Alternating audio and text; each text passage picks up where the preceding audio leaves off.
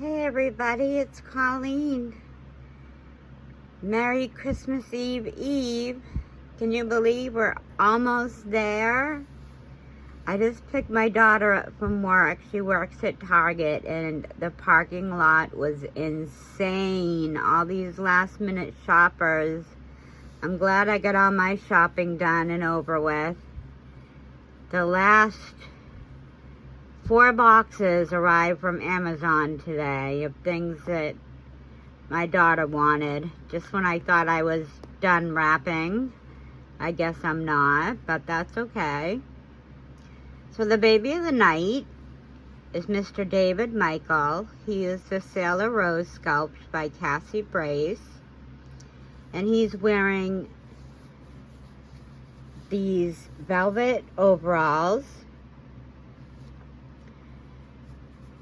with 2 little teddy bears surrounded by presents,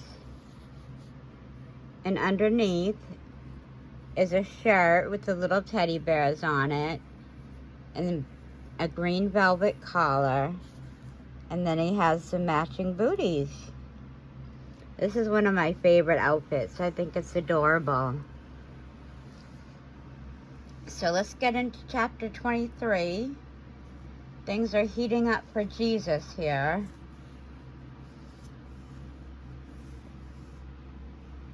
Alrighty. Oops. Here we go, chapter 23. Then the whole assembly rose and led him off to Pilate, and they began to accuse him, saying, "We have found this man subverting our nation. He opposes payment of taxes to Caesar and claims to be Messiah, a king." So Pilate asked Jesus, "Are you the king of the Jews?"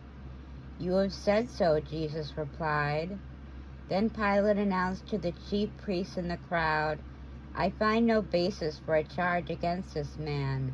But they insisted, "He stirs up the people all over Judea by his teaching.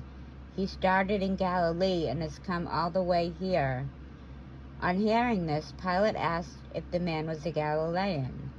When he learned that Jesus was under Herod's jurisdiction, he sent him to Herod, who was also in Jerusalem at that time. When Herod saw Jesus, he was greatly pleased, because for a long time he had been wanting to see him.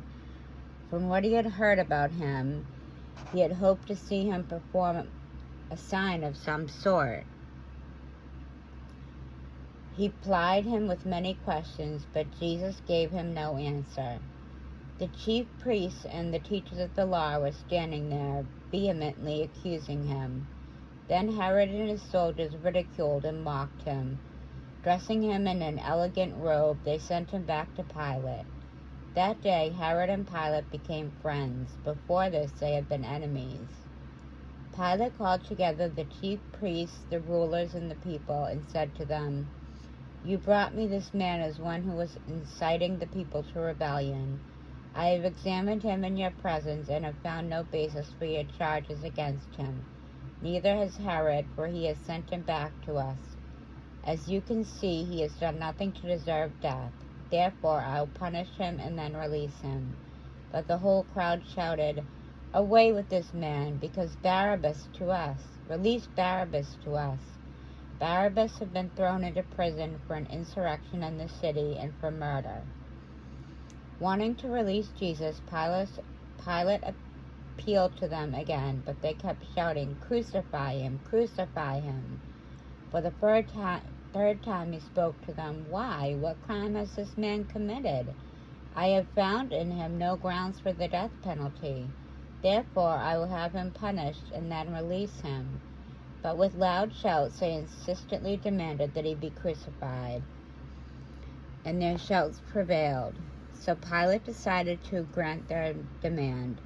He released the man who had been thrown into prison for insurrection and murder, the other one they asked for, and surrendered Jesus to their will. The crucifixion of Jesus. As the soldiers led him away, they seized Simon from Cyrene, who was on his way from the country, and put the cross on him and made him carry it behind Jesus. A large number of people followed him, including women who mourned and wailed for him. Jesus turned and said to them, Daughters of Jerusalem, do not weep for me. Weep for yourselves and for your children. For the time will come when you will say, Blessed are the childless women, the wombs that have never bore, and the breasts that have never nursed. Then they will say to the mountains, Fall on us, and the hills, Cover us. For if people do these things when the tree is green, what will happen when it is dry? 2 other men, both criminals, were also led out with him to be executed. When they came to the place called the Skull, they crucified him there, along with the criminals, one on his right, the other on his left. Jesus said, Father, forgive them, for they do not know what they are doing. And they divided up his clothes by casting lots. The people stood watching, and the rulers even sneered at him. They said, He saved others, let him save himself if he is God's Messiah, the chosen one. The soldiers also came up and mocked him. They offered him wine vinegar and said, If you are the king of the Jews, save yourself. There was a written notice above him which read, This is the king of the Jews. One of the criminals who hung there hurled insults at him. Aren't you the Messiah? Save yourself and us. But the other criminal rebuked him. Don't you fear God, he said, since you are under the same sentence? We are punished justly, for we are getting what our deeds deserve. But this man has done nothing wrong.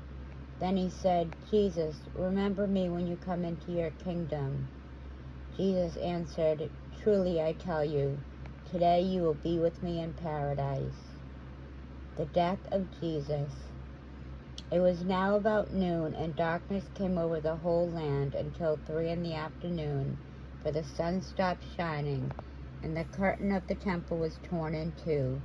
Jesus called out with a loud voice, Father, into your hands I commit my spirit. When he said this, he breathed his last. The centurion, seeing what had happened, praised God and said, Surely this was a righteous man.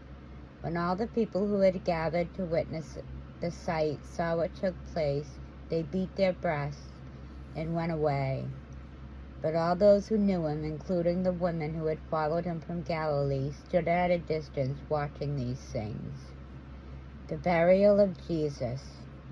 Now there was a man named Joseph, a member of the council, a good and upright man, who had not consented to their decision and action.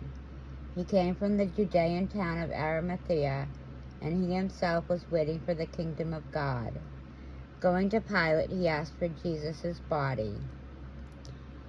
Then he took it down, wrapped it in linen cloth, and placed it in a tomb out in the rock, one in which no one had yet been laid. It was preparation day, and the Sabbath was about to begin. The women who had come with Jesus from Galilee followed Joseph and saw the tomb and how his body was laid in it. Then they went home and prepared spices and perfumes, but they rested on the Sabbath in obedience to the commandment. And that's it. We'll see what happens tomorrow. I'm going to go spend some time with my daughter. And I hope you all have a wonderful night. Please leave any prayer requests in the comments, or feel free to email me. I hope you're all having the merriest of times and enjoying the last of the season. And we'll see you tomorrow night for chapter 24. Have a good night, everybody. God bless.